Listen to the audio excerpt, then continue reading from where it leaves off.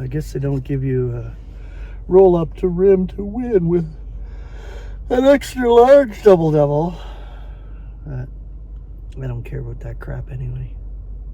I only ever I want a donut and a coffee already, but whatever. But this was free too. I build up points. I had enough points to get another free one. If I get a free one, I'm just going to get an extra large for sure. But I'm going to share another one of these tracks, but I might only be able to share in two parts because this one here is a little bit longer. Actually, quite a bit longer. It's called A Song in the Night, and it's by Cecil J. Blay, and he wrote for the Unsearchable Riches. But we're going to start sharing this. My shift starts here in a minute or two. Doesn't matter, I sit here anyway. But it's good to share these. And this is following the same lines as the last one, Let Nothing Be Worrying You. So it's a good thing. All right, an aged saint, now in the 90s, unknown to me in the flesh, but very close in spirit. In a letter regarding a recent illness, writes, please know that his children, even in the night season, when they take no rest, can and do sing unto the Lord and praise his holy name. These moving words remind us that the clearest intimations of mortality come to men and women in the silent watches of the night. Gone is the glitter of the day. The voices of our companions are silent. The gracious benefaction of sleep has left us. And never do we feel more vulnerable and lonely. Every one of us basically is lonely, for even the most intimate of human relationships never penetrates to our true self. The Spirit of God alone can reach the innermost recesses of the human mind and personality. Without the awareness of God and the assurance of his presence, the most self-sufficient of men, in the deadly hours of the night, are no more than children crying for a light, and with no language but a cry. It is a truism that everything seems worse in the night. The problems of the day magnify themselves. The personal anxieties seem to be insuperable. And the smallest physical disability takes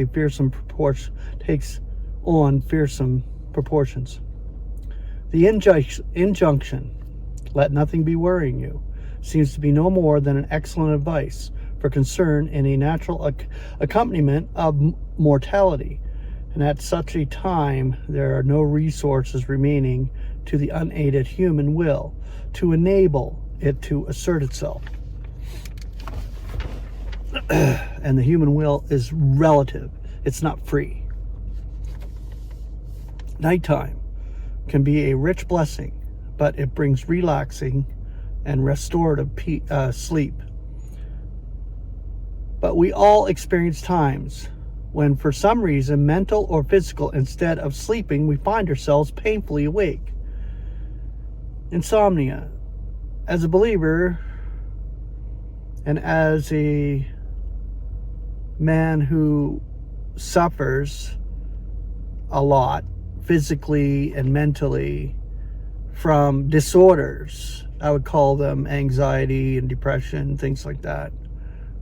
A lot of times I go through insomnia where I can't get no sleep. My brain just goes. And all of us have suffered this, especially believers.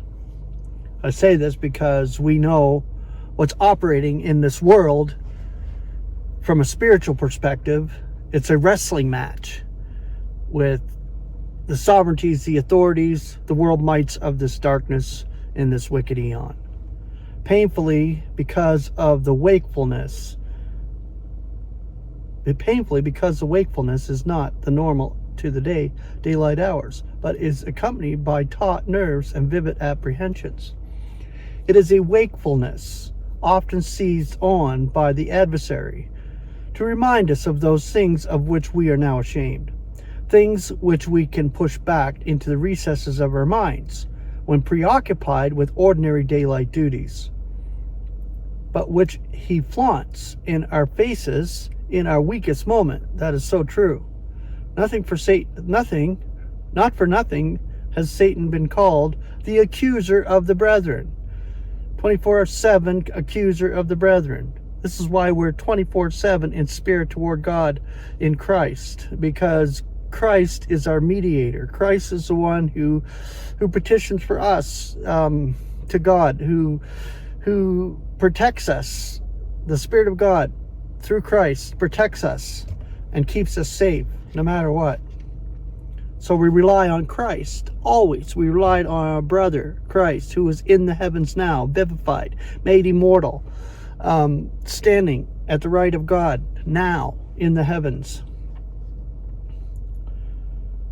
The powers of darkness delight in the hours of darkness. When Judas set out to betray the Lord, John notes significantly, and it was at night. The adversary with malicious skill chooses a moment when we are at the lowest ebb to remind us how desperately we fail to adorn the teaching which we profess, so that, as Whittier so truthfully expresses, we bow our forehead to the dust, we veil our eyes for shame, and urge in trembling self-distrust